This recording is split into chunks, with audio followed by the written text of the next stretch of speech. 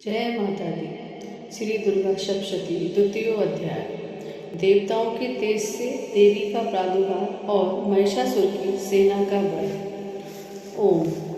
मध्यम चरित्र के विष्णु ऋषि, महालक्ष्मी देवता, पुष्कर छंद, शाकंभरी शक्ति, दुर्गा बीज, वायु तत्व और यजुर्वेद स्वरूप है। श्री महालक्ष्मी की प्रसन्नता के लिए मध्यम चरित्र के पाठ में इसका प्रयोग है। मैं कमल के आसन पर बैठी हुई प्रसन्न मुख वाली महिषासुर मर्दिनी भगवती महालक्ष्मी का भजन करता हूँ, जो अपने हाथों में अक्षमाला, फरसा, गदा, बाण, ब्रज, पद्म, धनुष, कुंडिका, दंड, शक्ति, खड्ग, डाल, शंख, घंटा, मधुपात्र, शूल, पाश और चक्र धारण करती है। ऋषि कहते हैं, पूर्व काल में देवताओं और असुरों में पूरे 100 वर्षों तक घोर संग्राम हुआ। उसमें असुरों का स्वामी महिषासुर था और देवताओं के नायक इंद्र थे। उस युद्ध में देवताओं की सेना महाबली असुरों से परास्त हो गई। संपूर्ण देवताओं को जीतकर महिषासुर बन बैठा था। तब पराजित देवता प्रजापति ब्रह्मा जी को आगे करके उस स्थान पर गए जहाँ भगवान शंकर और विष्णु विराजमान थे। देवताओं ने महिषासुर के पराक्रम तथा अपनी पराजय का यथावत वृत्तांत उन दोनों देवेश्वरों से विस्तार पूर्वक कह सुनाया। वे बोले, भगवान महिषासुर सूर्य, इंद्र, अग्नि, वायु, चंद्रमा, यम, वरुण तथा अन्य देवताओं के भी अधिकार छीनकर स्वयं ही सबका अधिष्ठाता बन बैठा है। उस दुरात्मा महिष ने समस्त देवताओं को स्वर्ग से निकाल दिया है और वे मनुष्यों की भांति पृथ्वी पर विचरते हैं। दैत्यों की यह सारी करतूत हमने आप लोगों से कह सुनाई। अब हम आपकी ही शरण में आए हैं, उसके वध का कोई उपाय सोचिए। इस प्रकार देवताओं के वचन सुनकर भगवान विष्णु और शिव ने दैत्यों पर बड़ा क्रोध किया। उनकी भौहें तन गई और मुंह टेढ़ा हो गया।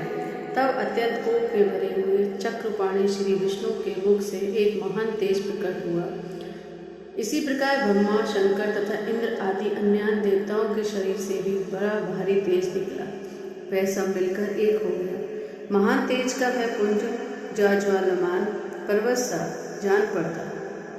देवताओं ने देखा, वहाँ उसकी ज्वालाएं संपूर्ण दिशाओं में व्याप्त हो रही थी। संपूर्ण देवताओं के शरीर से प्रकट हुए उस तेज की कहीं तुलना नहीं थी। एकत्रित होने पर वह एक नारी के रूप में परिणत हो गया और अपने प्रकाश से तीनों लोगों को व्याप्त जान पड़ा।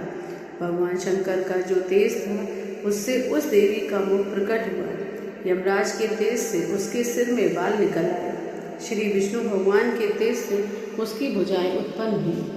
चंद्रमा के तेज से दोनों स्तनों का और इंद्र के तेज से मध्य भाग का प्रादुर्भाव हुआ। वरुण के तेज से जंगा और पिंडली तथा पृथ्वी के तेज से नितम भाग प्रकट हुआ। ब्रह्मा के तेज से दोनों चरण और सूर्य के तेज से उसकी उंगलियां हुई। वसुओं के तेज से हाथों की उंगलियां और कुबेर के तेज से नासिका प्रकट हुई। उस देवी के दांत प्रजापति के तेज से और तीनों नेत्र अग्नि से प्रकट हुए।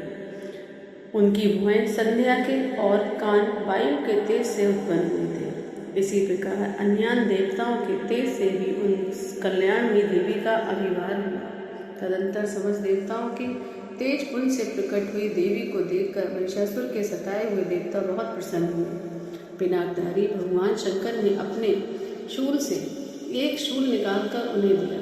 फिर भगवान विष्णु ने भी अपने चक्र से चक्र उत्पन्न करके भगवती को अर्पण किया। वरुण ने भी शंख भेंट किया। अग्नि ने उन्हें शक्ति दी और वायु ने धनुष तथा बाण से भरे हुए 2 तरकश प्रदान किए। सहस्त्र नेत्रों वाली देवराज इंद्र ने अपने वज्र से वज्र उत्पन्न करके और ऐरावत हाथी से उतार कर एक घंटा भी प्रदान किया। यमराज ने काल दंड से दंड, वरुण ने पाश, प्रजापति ने स्फटिका की माला तथा ब्रह्मा जी ने कमंडलु भेंट किया। सूर्य ने देवताओं के समस्त रोमकूपों के अपनी किरणों का तेज भर दिया। काल ने उन्हें चमकती हुई ढाल और तलवार दी। क्षीर समुद्र ने उज्ज्वल हार तथा कभी जीर्ण न होने वाले 2 दिव्य वस्त्र भेंट किए। साथ ही उन्होंने दिव्य चूड़ामणि, 2 कुंडल, कड़े, उज्ज्वल अर्धचंद्र, सब बाहुओं के लिए केयूर, दोनों चरणों के लिए निर्मल नूपुर, गले की सुंदर हंसली और सब उंगलियों में पहनने के लिए रत्नों की बनी अंगूठियाँ भी दी। विश्वकर्मा ने उन्हें अत्यंत निर्मल फरसा भेंट किया, साथ ही अनेक प्रकार के अस्त्र और अभेद कवच दिए।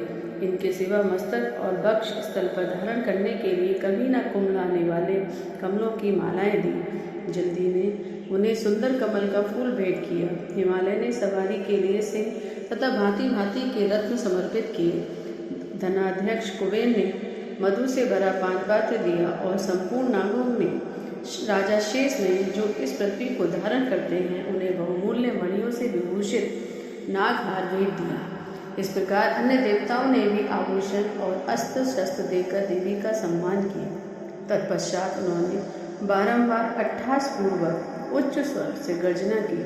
उनके भयंकर नाद से संपूर्ण आकाश गूंज उठा। देवी का वह अत्यंत उच्च स्वर से किया हुआ सिंहनाद कहीं समा न सका। आकाश उनके सामने लघु प्रतीत होने लगा। उससे बड़े जोर की प्रतिध्वनि हुई, जिससे संपूर्ण विश्व में हलचल मच गई और समुद्र कांप उठे, पृथ्वी डोलने लगी और समस्त पर्वत हिलने लगे। उस समय देवताओं ने अत्यंत प्रसन्नता के साथ सिंहवाहिनी भवानी से कहा, देवी तुम्हारी जय हो। साथ ही महर्षियों ने भक्ति भाव से विनम्र होकर उनका स्तवन किया। संपूर्ण त्रिलोकी को क्षोभग्रस्त देख दैत्यगण अपनी समस्त सेना को कवच आदि से सुसज्जित कर हाथों में हथियार से सहसा उठकर खड़े हो गए। उस समय महिषासुर ने बड़े क्रोध में आकर कहा, आहा, यह क्या हो रहा है। फिर वह संपूर्ण असुरों से घिरकर उस सिंहनाद की ओर लक्ष्य करके दौड़ा और आगे पहुंचकर उसने देवी को देखा, जो अपनी प्रभा से तीनों लोगों को प्रकाशित कर रही थी। उनके चरणों के भार से पृथ्वी दबी जा रही थी। माथे के मुकुट से आकाश में रेखा सी खिंच रही थी तथा वे अपने धनुष की टंकार से सातों पातालों को क्षुब्ध किए देती थी। अब देवी अपनी हजारों भुजाओं से संपूर्ण दिशाओं को आच्छादित करके खड़ी थी। तदंतर उनके साथ दैत्यों का युद्ध छिड़ गया। नाना प्रकार के अस्त्र शस्त्रों के प्रहार से संपूर्ण दिशाएं उद्भासित होने लगीं। जिसुर नामक महान असुर महिषासुर का सेना नायक था, वह देवी के साथ युद्ध करने लगा। अन्य दैत्यों की चतुर्गणी सेना साथ लेकर चामर भी लड़ने लगा। 60,000 रथियों के साथ आकर उदर नामक महादैत्य ने लोहा लिया। 1 करोड़ रथियों को साथ लेकर महाहनु नामक दैत्य युद्ध करने लगा, जिसके रोए तलवार के समान तीखे थे। वह असीलोमा नामक महादैत्य 5 करोड़ रथी सैनिकों सहित युद्ध में आ डटा। 60 लाख रथियों से घिरा हुआ बाक्षर नामक दैत्य भी उस युद्ध भूमि में लड़ने लगा। परिवर्तित नामक राक्षस हाथी सवार और घुड़सवारों के अनेक दलों तथा 1 करोड़ रथियों की सेना को लेकर युद्ध करने लगा। बिडाल नामक दैत्य 5 अरब रथियों से घिरकर लोहा लेने लगा। इसके अतिरिक्त और भी हजारों महादैत्य रथ, हाथियों और घोड़ों की सेना साथ लेकर महादेवी के साथ युद्ध करने लगे। स्वयं महिषासुर उस रणभूमि में कोटि कोटि सहस्त्र रथ, हाथी और घोड़ों की सेना से घिरा हुआ खड़ा था। वे दैत्य देवी के साथ तोमर, बिंदीपाल, शक्ति, मूसल, खड्ग, परशु और पटिश आदि अस्त्र शस्त्रों का प्रहार करते हुए युद्ध कर रहे थे। कुछ दैत्यों ने उन पर शक्ति का प्रहार किया और कुछ लोगों ने पाशे फेंके तथा कुछ दैत्य ने खड़ग प्रहार करके देवी को मार डालने का उद्योग किया। देवी ने भी क्रोध में भरकर खेल खेल में ही अपने अस्त्र शस्त्रों की वर्षा करके दैत्यों के वे समस्त अस्त्र शस्त्र काट डाले। उनके मुख पर परिश्रम या थकावट का रक्त जो मात्र भी चिन्ह नहीं था। देवता और ऋषि उनकी स्तुति करते थे और वे भगवती परमेश्वरी दैत्यों के शरीरों पर अस्त्र शस्त्रों की वर्षा करती रही। देवी का वाहन सिंह भी क्रोध में भरकर गर्दन के बालों को हिलाता हुआ असुरों की सेना में इस प्रकार विचरने लगा, मानो वनों में दावानल फैल रहा हो। रणभूमि में दैत्यों के साथ युद्ध करती हुई अंबिका देवी ने जितने निश्वास छोड़े, वे सभी तत्काल सैकड़ों हजारों गणों के रूप में प्रकट हो गए और परशु, बिंदीपाल, खड्ग तथा पटिश आदि अस्त्रों द्वारा असुरों का सामना करने लगे। देवी की शक्ति से बड़े हुए वे गण असुरों का नाश करते हुए नगाड़ा और शंख आदि बाजे बजाने लगे। उस संग्राम महोत्सव में कितने ही गण मृदंग बजा रहे थे तदनंतर देवी ने त्रिशूल से, गदा से, शक्ति की वर्षा से और खड्ग आदि से सैकड़ों महादैत्यों का संहार कर डाला। कितनों को घंटे के भयंकर नाश से मूर्छित करके मार गिराया। बहुतेरे दैत्यों को पास से बांधकर धरती पर घसीटा। कितने ही दैत्य उनकी तीखी तलवार की मार से दो दो टुकड़े हो गए। कितने ही गदा की चोट से घायल हो धरती पर सो गए। कितने ही मूसल की मार से अत्यंत आहत होकर रक्त वमन करने लगे। कुछ दैत्य सूल से छाती फट जाने के कारण पृथ्वी पर ढेर होकर गिर गए। उस रंगांगण में बाण समूह की वृष्टि से कितने ही असुरों की कमर टूट गई। बाज की तरह झपटने वाले देव पिंडक दैत्यगण अपने प्राणों से हाथ धोने लगे।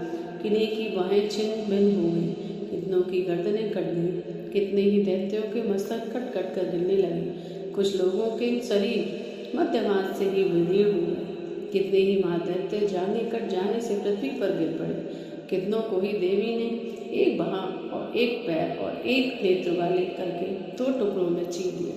कितने ही दैत्य मस्तक कट जाने पर भी गिरकर फिर उठ जाते और केवल धड़ के ही रूप में अच्छे अच्छे हथियार हाथ में लेकर देवी के साथ युद्ध करने लगते थे। दूसरे कमंद युद्ध के बाजों की लय पर नाचते थे। कितने ही बिना सिर के धड़ हाथों में खड्ग शक्ति और दृष्टि लिए हुए दौड़ते थे तथा दूसरे महादैत्य ठहरो ठहरो ये कहते हुए देवी को युद्ध के लिए ललकारते थे। जहाँ वह घोर संग्राम हुआ था वहाँ की धरती देवी के गिराए हुए रथ, हाथी, घोड़े और असुरों की लाशों से ऐसी पट गई कि वहाँ चलना फिरना असंभव हो गया था। दैत्यों की सेना में हाथी, घोड़े और असुरों के शरीर से इतनी अधिक मात्रा में रक्तपात हुआ कि थोड़ी ही देर में वहाँ खून की बड़ी बड़ी नदियाँ बहने लगी। जगदम्बा ने असुरों की विशाल सेना को क्षण भर में नष्ट कर दिया। ठीक उसी तरह जैसे तृण और काष्ठ के भरी ढेर को आग कुछ ही क्षणों में भस्म कर देती है और वह सिंह भी गर्दन के बालों को हिला हिलाकर जोर जोर से गर्जना करता हुआ देवी के शरीर से मानो उनके प्राण चुने लेता था। वहाँ देवी के गणों ने भी उन महादैत्यों के साथ ऐसा युद्ध किया जिससे आकाश में खड़े हुए देवतागण उन पर बहुत संतुष्ट हुए और फूल बरसाने लगे। इस प्रकार श्री मार्कंडेय पुराण में सार्वणिक मनवंतर की कथा के अंतर्गत देवी महात्म्य में महिषासुर की सेना का वध नामक दूसरा अध्याय पूरा हुआ। बोलो जय माता दी।